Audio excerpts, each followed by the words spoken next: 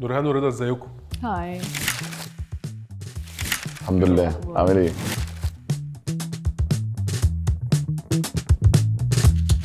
اخبار الفريلانسنج ايه؟ والله لذيذ، يعني احلى قرار خدته في حياتي. بلس 1. طب حلو جدا التفاؤل. بما انكم بتشتغلوا بقى دايما اوت دورز ومالكوش مواعيد وكده، فايه اغرب مكان اشتغلتوا منه؟ انا عن نفسي الصحراء بقى في الافلام، يعني أوكي. بنترمي كده في مكان، في مكان اسمه شبرمان. طبعا عارفين ناموس بس. ده مأساة. يعني ناموس بقى وصحراء وجو بشع وكده يعني، بس يعني اتعودنا. هو الافلام عامه والميديا هي كلها فيها كده الاماكن اللي هي كل يوم انت في مكان اصلا اول مره تشوف في حياتك وكده، بس مفيش لذيذ روتين، يعني. مفيش اللي مفيش هو روتين. مكتب ده احلى حاجه. اغرب مكان اشتغلت منه بصراحه كان مكتب فقفلته. ده بالنسبه لك سكه ودغري. لا بكل بساطه انا لقيت ان انا شغلي كله محتاج ان انا اخرج واتبسط وريفيو واجرب حاجات واشوف ناس واقابل ناس وكده. فلما اخدت مكتب حسيت ان انا معزول عن المجتمع، وانا لازم ابقى اب تو ديت دايما بكل حاجه بتحصل اندور اونلاين اوت دور. فحسيت ان فعلا اغرب مكان ما كنتش مبسوط وانا بشتغل فيه كان المكتب. طب ايه اكتر مكان نفسكم تشتغلوا منه؟ مكان فيه تكييف. في اللي احنا فيه ده. والله العظيم بقى، يعني لما يكون عندي تصوير بكره الصبح في مكان فيه تكييف بحس ان انا ايه ده، الله اليوم هيبقى لذيذ وكده يعني. مفيش حته معينه يعني، بس حاسس ان انا لو وصلت لمرحله ان انا مش محتاج اكون فيزيكلي موجود في مكان شغلي، معناه ان انا ابتديت اكبر انف ان انا ما كنتش اكون محتاج موجود. فلا يعني نفسي اكون عندي القدره ان انا ابقى في ايطاليا قاعد على البحر باكل بيتزا وبشتغل. واحجز لي اول طياره بقى على مش عارفه ايه بالظبط. بشرب سيجار حضري لي تفاح. ايه حضري لي حضري الحمام. لي الحمام. مش عارف ايه معناها، بس هي الناس بتعملها. بس حضروه عادي مفيش مشكله يعني. في الفريلانسنج بقى ايه اكتر طلب غريب اتطلب منك من كلاينت؟ في مشكله كده عندنا في الدومين ده كله، سواء ميك اب ارتست، فوتوغرافرز، اي حد في الدومين ده انه فريلانسر. دايما بيطلب منه لو من براند كبيره انه it's taken for granted ان انت كده كده هتعمل ده for a collab، مفيش payment. يعني دايما الفكره بتاعت الفريلانسر انه انت هتشتغل مع حاجه كبيره قوي، يعني انت ازاي اصلا بتطلب فلوس وكده الحاجات البلدي دي، الحاجات الغريبه قوي دي يعني. انت احنا هنطلع فاهم طول اليوم وعادي من غير بيمنت، ايه المشكله؟ انت في الاخر هيجي لك اكسبوجر مثلا اكس. تخيل كده نورهان رايحه فاهم تشتري حاجه مثلا من محل مثلا وتدفع اكسبوجر. خد انا كامبين بتاعي 2000. هات الحاجه. ايوه بالظبط. عايز فلوس. والله بالظبط. طب شايفه ان في ستيج من كل فريلانسر from his life ان هو لازم يبقى مش بيفكر في الفلوس، يفكر في الاكسبوجر؟ ده في الاول 100% يعني. انا في الميك اب انا قعدت اول يمكن 6 شهور سنه بعمل حاجات paid وحاجات unpaid، والunpaid كان بيبقى اكتر بكتير لانه I need to be كده on the scene، يعني I need to prove myself, I need to do a good portfolio. فلازم اروح شوتس عشان اصور موديلز، عشان مش عارفه ايه كده. ده لازم في الاول. ده يعني ما فيش حد يعني تبقى لسه بتبتدي وتقول له لا انا هاخد كذا، يقول لك يا عم روح، ما في 100,000 حد غيرك يعني. بعد كده بقى تتنك براحتك عادي، لما تكون عندك بيز بقى كده لذيذ حلو والناس بقت عارفاك، بقى عندك بورتفوليو حلو، فولورز رقم نوعا ما تمام يعني. بس الحته اللي نورهان كانت بتتكلم فيها في الفلوس دي والبيمنت وان انت تعمل حاجات ببلاش، انا بصراحه خدتها كده على نفسي زي اوث، يعني زي ما بيقولوا انا طالما مش انا اللي مكلمك يبقى مش هشتغل ببلاش. و I never break this rule حتى لو بجنيه. بس انا بالنسبه لي ده فاكت ان انت كلمتني، عملت الافورت وجبت نمرتي وكلمتني، انت اللي بتابروتش مي، يبقى انا مفيد بالنسبه لك في حاجه. بس لو انت عايز تشتغل ببلاش تبقى انت اللي متكلم، بس تبقى سيلكتيف قوي في هتكلم مين، يعني تعمل حاجات هيتس عشان ما تقعدش في حته ان انت بتشتغل كولابوريشن دي وانت اللي كلم الناس. يعني هكلم لو انا مثلا لسه بحاول اعمل ريفيوز فود مثلا، فانا هكلم براند لما انا اعمل لها ريفيو في 10 براند ثانيه هيكلموني بعدها، وساعتها مش هيبقوا عارفين ان انا كلمت براندي. طيب نورهان، ايه مين الورلد كلاس سيلبرتي انك انت نفسك تشتغلي معاه او معاها؟ مين السليبرتي يعني في العالم؟ في العالم بلا حديد. وانا كمان وانا كمان. تشتغل معاها تعمل انت أي ايه؟ حاجة. تعمل ايه؟ اي حاجه. طب نفس السؤال بس براند بقى او اي حاجه انت حابب برضه تشتغل معاها في العالم. براند اشتغل معاها في العالم، ييزي براند. اوه نفسي حلم Yeah. حياتي. ستايلش قوي الصراحه. نفسي يعني It's so you اصلا. انا لو عملت كده بجد مش هرد يعني عليكم كلكم تاني. رواشة. طيب ايه الحاجه اللي لسه ما حققتوهاش في الكارير بتاعكم وشايفينها لايف جول يعني؟ لا في حاجات كتير قوي حاجه يعني. لا يعني I wanna go international ده for sure. انا الحمد لله بشتغل مع international brands كانوا رهان. مش رحتي كان عايزه ايه تاني؟ يعني رحت بصراحه ما شاء يعني. الله.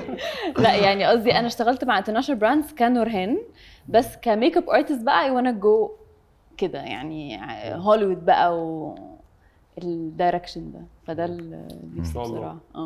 I would يعني هقول لكم في حاجه especially متحققه في What to Eat in specific يعني عشان هو اقوى كوميونتي عندنا، ان هو بنسبه كبيره بقى لوكال جايد when it comes to food في مصر. حلم حياتي حاجتين في الحته دي. اول حاجه ان احنا نبقى جلوبال جايد، احنا جلوبال جايد بس في مصر يعني within the Egyptian community. الناس تسال عادي اكل فين في ايطالي، اكل فين في اسبانيا، اكل فين في اي حته، بس نفسي يبقى ده حاجه جلوبال، الناس كلها بتدخل على What to Eat في العالم كله عشان تعرف ده. تاني حاجه نفسي يبقى عندي physical club برضو جلوبال ان شاء الله، ان انت اي بلد تروحها تقدر لو انت What to member تقدر تحجز اوضه في الكلوب، او عايز تنزل بول، عايز تاكل، عايز فده يبقى كانه جلوبال كونسيرج. بما اننا بقى بنشتغل من اي حته في اي وقت، فالبيرسونال لايف اكيد بتتاثر بده، فازاي بتحافظوا على الورك لايف بالانس؟ لا مفيش. لا مش مفيش لايف. مش بحافظ صراحه.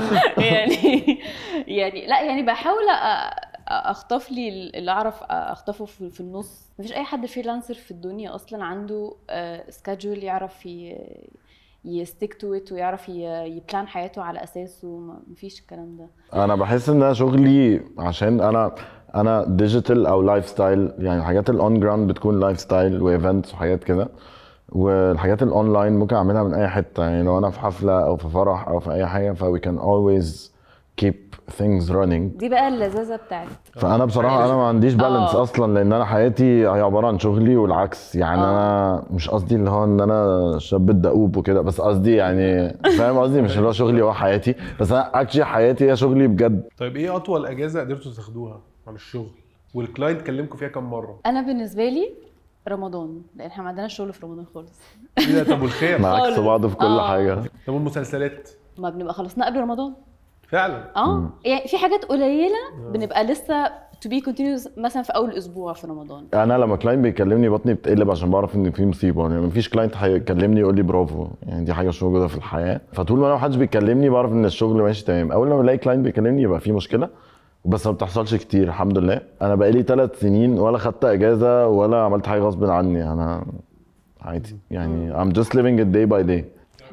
نبدل بقى احنا كل حاجه عكس بعض. انا في رمضان طبعا بلحس التراب. هو يعني ده مثلا هاي سيزون بالنسبه له. انسى يعني انا مش موجود. واحنا شعب بيحب الاكل قوي، فاحنا كل حاجه عندنا سيلبريشن مربوطه باكله. صح. عيد صغير كحك، عيد الكبير لحمه، الصيف فاكهه. تمام. طيب ايه اغرب بروجكت اشتغلتوا عليه؟ في حاجات كتير مختلفه بس مفيش حاجات غريبه. محدش طلب حاجه تعجيزيه مثلا صغري لي مناخيري قوي؟ لا في ناس عندها عقد نفسيه بقى، ده موضوع تاني بقى، توبيك تاني بقى محتاجين نقعد حلقه نتكلم عنه عشان انا تعبت نفسيا ماشي من كتر التروما اللي عند الناس اللي هو ايه يعني بيوتي ستاندردز يعني. وده توبيك بقى مهم قوي، بقعد انا دايما اقوله مع الكلاينتس بتوعي ده اتكلم فيه، انه في بنات كتير عندها مشاكل في الفيتشرز بتاعتها وهي ما فيهاش مشكله، بس لا لازم مناخيري تطلع في حبيبتي انا ميك اب ارتست مش دكتور تجميل، يعني انا مش هعرف اعمل ده. عايز اسالك سؤال وتقوليه، مش لازم تحطوه بس والله بس هو حاجه ليها علاقه بالافراح.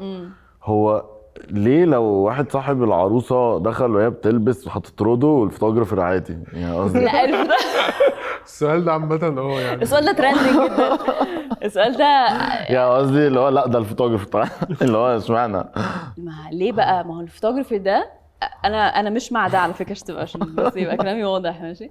انا مش مع ده، بس هو الفوتوغرافر شغلته ايه؟ ان هو يصور getting ready كانوا جايبين فيديو، لا الفوتوغرافر بيطرد العريس بيقول له استنى. أيوة. ايوه انت ايه ايوه لان هو ومشوفش؟ ما ينفعش يشوف. ده حقيقي على فكره. يعني انا ما ينفعش اللي انا هتجوزه يشوفني قبل ما صح. اكون جاهزه 100%. الفيرست لوك واللفه طبعا صح. دي ده اكيد. صح. يا هاني يا ده هاني. ده هاني. ايوه هو انت اتخرجت من ايه؟ اكاونتنج. اوكي طب انا سمعت انك انت مهندسه. حد قال لي في حد قال لك في طب ازاي بقى ده حصل؟ من الشاذلي قوي. هتعيطي في الاخر. هعيط. ازاي ده حصل بقى السويتش الغريب ده انتوا لا الاثنين؟ انا مهندسه بس انا طول عمري ما بحبش، يعني طول عمري شايفه نفسي مبدئيا في حته ما فيهاش روتين. ما كنتش عارفه اعمل ده ازاي، بس دايما شايفه ده انه انا مش عايزه ابقى بشتغل طول حياتي في مكتب. فقعدت 4 سنين بقى بشتغل في اورنج بزنس سيرفيسز وبعمل ميك اب في نفس الوقت. يعني قعدت 4 years بعمل ده ان parallel لحد ما قررت انه يعني خلاص الموضوع ما بقاش عندي اي وقت ان انا اخد بقى فيه نفسي كده اللي هو اتفسح اشوف صحابي اعمل اي حاجه في الحياه. فقررت I have to quit. كنت اكاونتنج فالمفروض هتشتغل في ده، بعد كده حولت. لا هو اكشلي انا دخلت اكاونتنج منظر عشان بس يبقى عندي ميجر وخلاص من الجامعه. انا دخلت هندسه منظر. منظر 100%. وبس كنت عارف عايز اعمل ايه في حياتي، بس انا كنت متاكد ان انا اكيد هبقى بعمل حاجه ليها علاقه بكرياتيفيتي عامه، كونتنت كريشن بقى، مزيكا، ارت، غنى، اعلانات. ما كنتش اعرف لسه. عيلتكم بقى كان اي رد فعلها انك انت مهندس او اكاونتنج او بتاع ايه ده؟ بتعمل ايه؟ ازاي؟ ايه اللي حصل؟ لا مش عايزه احكي لك. مش عايزه اخش في التوبيك ده اصلا. لا يعني لا صعب اكيد. يعني ايه انت مهندسه؟ يعني انت بتعملي ايه؟ يعني انت كويسه؟ انت تمام؟ سخنه؟ اي حاجه يعني كده فاهم. بس قعدنا بقى حرب سنين كتيره. طبعا انا بعمل اللي انا عايزاه كده كده يعني، بس في يعني لوكي يعني فاهم قصدي. بس قعدنا بقى سنين كتير قوي بقى نقاوح وهم لا وانا ولو سمحتوا ونقعد نفهم كده لحد ما وصلوا انه خلاص هو مفيش حاجه، يعني مفيش حاجه تتعمل يعني انا مكمله في اللي انا عايزاه وخلاص. يعني هم فاكرين ان دي حاجه انا هعملها وهزق منها، لان دي شخصيتي شويه اللي هو بشبط في حاجه قوي. عارفه لما تحس انت عايز تتمرن باتيناج تروح رايح بقى جايب كل الحاجات، عايز اجيب كلب تروح جايب كل الحاجات اللي ليها علاقه بالحاجه دي وتروح اصلا راكنها بعد 3 يوم. يعني دي شخصيتي شويه. فهم كانوا فاكرين الميك اب في الدايركشن ده يعني. بس انا بقى 7 سنين لحد دلوقتي بقى ودلوقتي خلاص بقى في تصالح فخلاص لا انا اهلي بصراحه طول عمرهم سبورتيف على اي حاجه انا عايز اعملها. يعني وانا صغير كنت عايز اتعلم جيتار، جابوا لي جيتار. عايز اغني، جابوا لي مايك. عايز اتعلم حاجه، طب روح اتعلمها.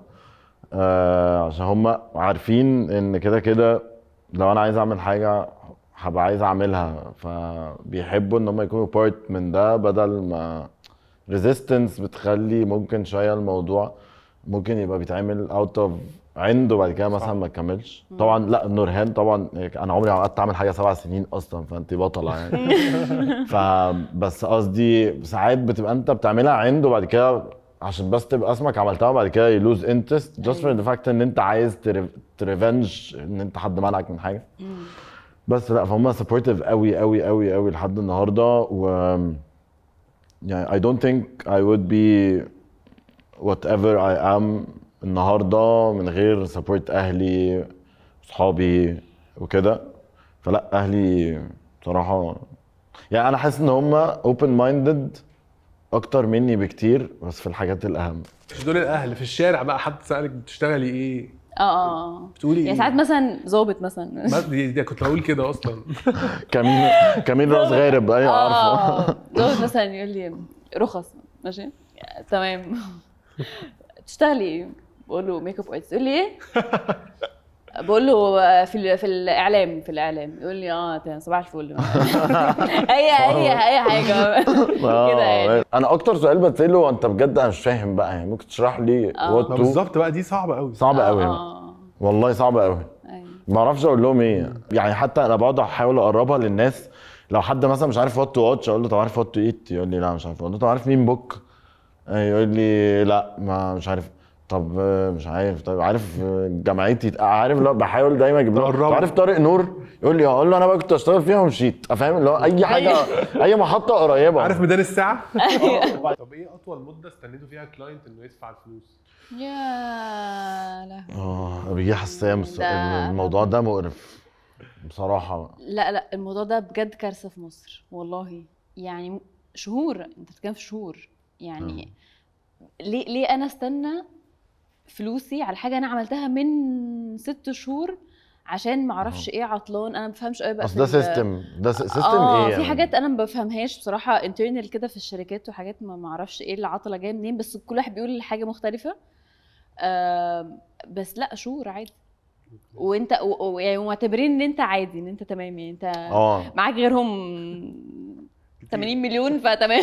فاهم يعني؟ لا انا يعني. لا انا محتاجه دول يا جماعه، عشان في انا مخططه بيزد على الفلوس دي، انه زي اي بني ادم في الدنيا يعني. اي بني ادم او لو مش مخططه محتاج فلوسي. ايوه يعني حقي بالظبط. فلا شهور عادي. انا بصراحه الموضوع ده بيتعبني جدا قوي، يعني من اكتر الكونفرسيشنز السخيفه اللي انا باخدها مع اي كلاينت بتعامل معاه. وبصراحه الردود كلها مش فاليد. يعني انت لما واحد يقول لك انت هيدفع لك كمان 90 يوم، 90 يوم ليه؟ مش فاهم، دي سنه يعني؟ يعني مين حدد ان هم 90 يوم؟ والمحاسبين عندهم مشكله ان هو عشان يبقى هو التلميذ الشاطر اللي بيقعد الفلوس اكتر وقت على قد ما يقدر في الخزنه. والفكره ان انت لما بتغلس بتعرف تاخدهم. فواضح ان هو مفيش سيستم، لان هو السيستم بيتكسر. طيب اول شغلانه خالص فريلانس، فاكرين خدتوا فيها سالري كام؟ انا فاكر. انت فاكره؟ اي ثينك كانت 500 جنيه. انا جالي بريف فريلانس، قلت بقى انا بص انا هبقى شجاع بقى وهضرب في العالي، بس في نفس الوقت قوي عشان الشغلانه ما تروحش مني. 3000 جنيه لقيته بيقول لي ماشي، اللي هو حسيت كده اللي هو يا ريتني كنت قلت 30. عارف ده طلع عبيط. طيب كل واحد يقول لي يتوقع التاني لو ما كانش فريلانسر كان ممكن يبقى ايه؟ طب انت قول الاول. تعالى نفكر. انا انت لو مش فريلانسر لو مش ميك اب ارتست يعني. لو مش ميك اب ارتست انت ريل ستيت في حسن علام موت الصراحه. يا سلام. ريل ستيت اللي هو سيلز مانجر، اللي هو بيبيع بيت ب 200 مليون وحاجه كده. ايوه انا مثلا انا مقنعه بصراحه. صح؟ لا سيلز ريل ستيت والتون بتاع الكلام اللي هو فيه ثقه كده، فانت هتستلم 2083 بس عادي هتدفع عادي. 200 مليون 10% ده رقم عادي يعني. بعد كده هتقسط. رضا بقى اقول حاساك رابر بقى قوي. رابر في نفسه قوي. فاهم قصدك. ممكن على فكره هو روش قوي اصلا هو. طيب عندنا بقى الجيم بتاعتنا اللي هي قول واعمل. معايا انا النهارده. بتعملي ايه لما يجيلك كرييتيف بلوك؟ يا اما بفصل بقى خالص، بقول انا محتاجه اسافر بقى يا جماعه، خلاص سوري يعني، فاهم؟ بسافر. يا اما لو مش عارفه اسافر خلاص بقى بقعد كده مع نفسي، اهدى، اخد شاور كده، اشرب حاجه دافيه لذيذه، اقعد اتفرج على حاجات كده اسحل فيها دماغي. واول ما دماغي اي حاجه ملهاش علاقه باللي انا بعمله، لحد ما دماغي بس كده، فاهم؟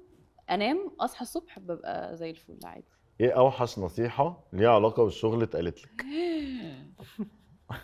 واضح ان في كتير. ايه يا بنت الشغلانه دي اللي هو ما تشتغل حاجه يا ابني. حاجه مفيده، حاجه ما تعمل لك ما انا بعمل اقسم بالله. ما انا بشتغل وبتبهدل وكل حاجه واخد فلوس عادي والدنيا كويسه. لا بس اشتغلي بس في شركه كده. الميك اب ده على فكره دي حاجه مش دايما يعني.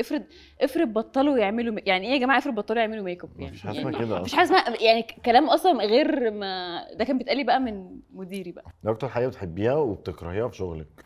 اكتر حاجه بحبها ان انا بقابل ناس مختلفه كل يوم، بس ساعات بكره ده ان انا مبقاش قادره اقابل ناس مختلفه كل يوم. فاهم طبعا. يعني في يوم كده مفيش انرجي لحد جديد. في يوم اللي هو لو سمحتوا، فاهم؟ بس في نفس الوقت دي اكتر حاجه بحبها في شغلانتي. ايه ده؟ سوري. هتغش بقى. لا بس السؤال اول اجابه وترتني. ايه اكتر اغنيه بتعبر عن شغلانتك؟ وهتغنيها. اكتر اغنيه بتعبر عن شغلانتي؟ غنيها على طول، ما تقولناش. سؤال صعب. ممكن ايه اليوم الحلو ده. أيوة، الناس صح. الحلوه دي صح كوميونتي وبتاع. صح ماشي، دي اغنيه لذيذه لذيذ. ومفرحه وجميله لذيذه. مش هتغنيها طيب؟ ما غنيت حته بقى ما مقتطف. تدينا يعني لو مش عايزين، انت عارف طبعا الاحبال الصوتيه لا مش هغني بقى. هنجيب لك ينسون اغني بقى بقى احمد سعد ينفع بقى. لا انا مالي انا ايه ده انا مالي، انت بتلبسني ليه؟ ده سؤال اهو. ايه اليوم الحلو ده، ايه الناس الحلوه دي، شفت ايوه ايه الناس الحلوه دي. واو تحفه. شكرا يا جماعه. تحفه. لا ابننا متعدد مواهب. كنت جبت الجيتار بقى. راح بقى رحله. ده سؤال ماشي. ايه اسخف فيدباك جالك من كلاينت؟ مش حاسسها. بقول له ولا انا مش حاسسك. خلاص. شايفه المصداقيه؟ عارفه لما حد بيكتب رهيب. بتكتبي باسورد ويروح عامل كده. ايوه. ايه اكبر درس اتعلمته من مشروع اشتغلت عليه؟ عقود اهم حاجه في الدنيا. ساين ا كونتراكت واكتب كل حاجه نفسك فيها وخايف منها ونفسك تحصل، عشان حرص ولا تخون. صح صراحه. ده بالذات. اوكي اعمل بقى. اوكي مش طلعي حاجه من شنطتك وحاولي تبيعها زي الاعلانات الهابطه. هاتي. دي حلو، بحب الحاجات دي قوي بقى. اخواتي. بصوا بقى يا بنات يا حلوين، معانا بقى الجلوس ده قمر، هيخلي شفايفك قمر وبيكبر الشفايف وبيخلي كده فيه لمعه طول اليوم معاكي، وبيعمل بصوا بقى بيعمل بصوا قمر. ده موجود على صفحتي. ده موجود على صفحتي. اللينك تحت في البايو، اشتروا. وفي بقى الخصم بتاعي 10%. قول لهم ما تنسوش يفعلوا الجرس بقى فعلوا الجرس واعملوا بقى ايه حركه الاكسبلور مش لاقي عليك وكبسوا. ستوري واحد نزلي ستوري على انستجرام دلوقتي، اكتبي عليها محدش بيعمل لي حساب. نو واي نو واي. دي سهله قوي. نو واي. نزليها. طب ماشي. عندك فينستا؟ فينستا انا عارفه انا كلوز فريندز. يلا بس هناخدها انا وانت سيلفي. بجد؟ انا مالي. انا طب مالي. يلا. ده حكم. ماشي. ماشي. محدش بيعمل لي حساب. جامد. غني ده انت ايه ده انت سبحان الله بجد. غني اكتر اغنيه معلقه معاك دلوقتي باللغه العربيه الفصحى. خلاص ممكن تغنيها هي، مش لازم باللغه العربيه الفصحى. اكتر اغنيه معلقه معايا دلوقتي اغنيه اسمها سمع اخينا بتاعت زياد زازا. اغنيها عادي.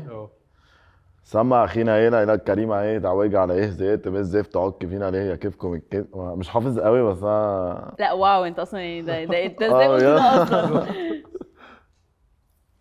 اوكي. اتصل بحد من اهلك وافتح سبيكر وانت بتقول له انت هتبطل شغل وتفتح قهوه بلدي. You have to do it. It's interesting. ماشي هعملها عامة.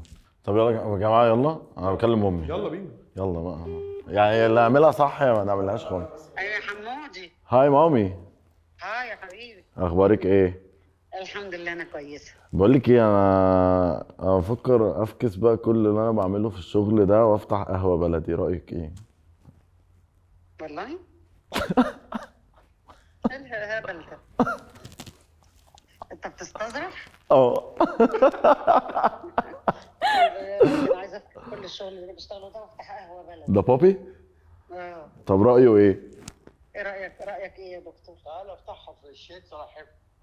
افتحها من الشيخ صلاح حفني عشان تتوكس وكسه مش هتطلع منها ابدا العمر كله. طيب هبقى اكلمك، هبقى اقول لك انا كلمتك ليه بقى، هبقى اقول لك انا كلمتك ليه. بس ده حكم عليا في التصوير اللي انا فيه دلوقتي، حاجه هزار. والله؟ هم كلهم سامعينك بقى دلوقتي، قولي لهم حاجه كيوت. سلموا على امي يا جماعه. ازيكم عاملين ايه؟ كلنا كويسين الحمد لله. شايف الشاطرين ازاي بيردوا مع بعض. شدوا حيلكم. دعواتك يا طنط، دعواتك عشان اللي بتعملوه يطلع جميل ان شاء الله. برافو يا مامي. يا رب يا رب يوفقك. اسالها ايه رايها في الفريلانسرز؟ طب بقول لك ايه رايك يا مامي في الفريلانسرز اللي هي الناس اللي بتشتغل لوحدها مش مع حد، اللي احنا بنعمله؟ يعني انا والناس اللي حواليا، اللي هو زي مثلا الناس اللي بتشتغل لوحدها زي اندرو مثلا في المزيكا لوحده، شانك، تميم. احنا كلنا نعتبر ناس بتشتغل بحريه مش في شركه. ايه رايك في الموضوع ده؟ مش عارف فاهم قصدك عم. فاهم قصدك، انا حاسس بيك. مش عارفه اقول ايه. ولا يهمك يا امي. كله توفيق ربنا، وربنا لو عاوز البني ادم ده ينجح هيقف جنبه وهيساعده. لو مش عايزه ينجح والله لما يجيب مين يقف معاه مش هينجحه. صح. كله بإرادة ربنا. الله الحمد لله. الحمد لله. الحمد لله. دي احسن اجابه اتقالت النهارده. والله العظيم. اه طب نسقف لامي يا جماعه بعد كده. برافو يا طنط، برافو.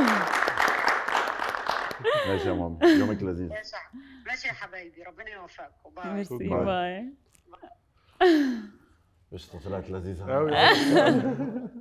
طيب في الاخر كده محتاجينكم تقولوا للفريلانسرز حاجه يعني لازم تبقى موجوده عندهم في شخصيتهم عشان يقدروا يكملوا في الفيلد وينجحوا ويبقوا اكبر. كونسيستنسي. هو انت مالكش اخر، يعني انت بجد مالكش اخر.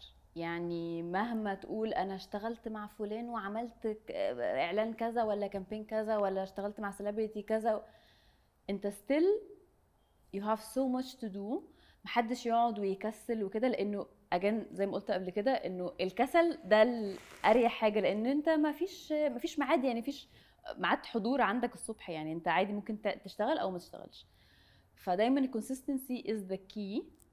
لازم تكون موجود دايما on ground. لازم to have very good connections is everything في الشغلانه دي.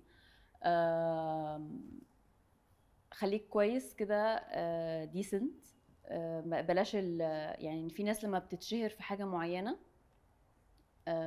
اكيد انت مريت بده كتير، بيبقى عندهم عملت كده. لا اكيد لا، ما تبقوش زي ده. لا شايفين قاعد ازاي. لا يعني في ناس بيبقى عندها اتيتيود. ما تخليش بقى الشهره بتاعت مجالك دي تخليك بقى تتعامل بقى بطريقه مش عارفه لا، خليك دايما كده، اسحب نفسك كده كويس، اعرف انت بتتعامل مع الناس ازاي، خليك كونسيستنت، قدر شغلانتك كويس قوي وdo all what it takes. بجد الشغلانه اي حد فريلانسر محتاجه مجهود فوق الخيال عشان تعرف تكيب اب مع الناس اللي موجوده، لانه دلوقتي في مليون ميك اب ارتست، مليون فوتوغرافر، مليون كل حاجه. فاحنا كتير، احنا مصر كبيره قوي، فاحنا كتير قوي.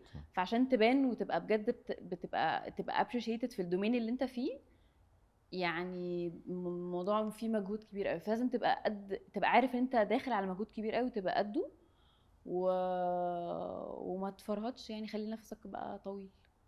بس يعني مش هعرف اقول زياده على اللي نورهان قالته، بس يعني انت قلت حاجه في السؤال، بس هي الحاجه الوحيده اللي سحلتني من ساعه ما انت سالته، انه ايه اللي يبقى موجود في شخصيته.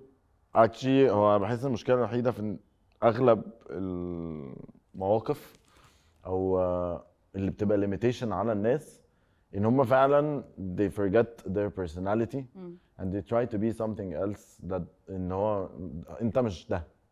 فبحس ان انا لو اي فريلانسر بقى شخصيته بقى صادق عامه، بني ادم صادق whether it's art او تمثيل او لعيب، ايا كان ايه اللي هو بيعمله as a freelancer، بحس ان الحقيقه لما تبقى حقيقي وشخصيتك الحقيقيه،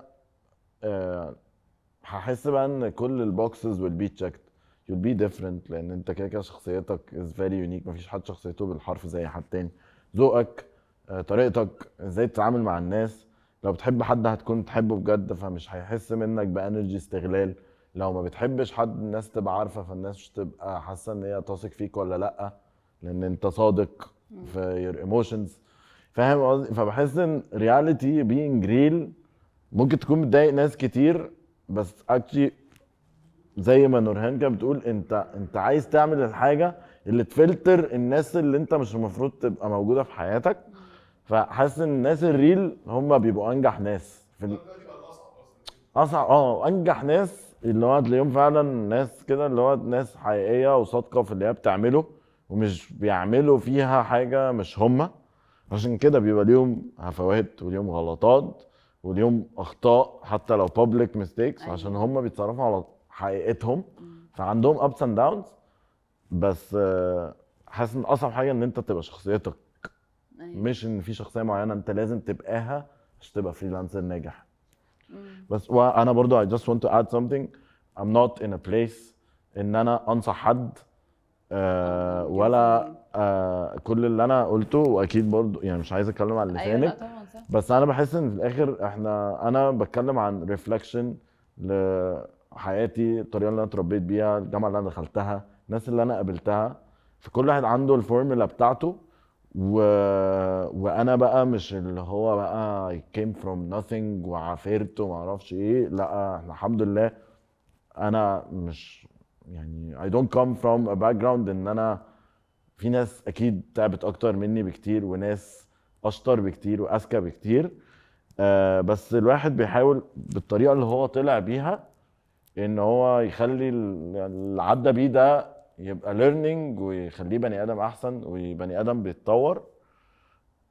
مش ان انا اقعد ابص على الحاجات الوحشه اللي حصلت لي واقول انا مش هعرف اعمل واعرفش ايه. يعني اسهل حاجه ان الواحد يبقى victim، بس الصعب ان الواحد يتعدى السفرنج يعني وينشف كده ويجرب وينط في بحر. بس انا مش مكان ان انا اقول this is how it's done وانا ابتديت بقى يا مان بنص. لا فاهم. هي بس personal journey يعني. فعشان الناس بقت بتتضايق من جو اللي هو خليش حد يقول لك انك ما تقدرش، انت عارف انك ما تقدرش. فاهم قصدي؟ انت عارف انك ما تقدرش. Thank you so much. Thank you. Good job. والله لذيذ. عظيم. لازم الحقيقة. صح؟ لازم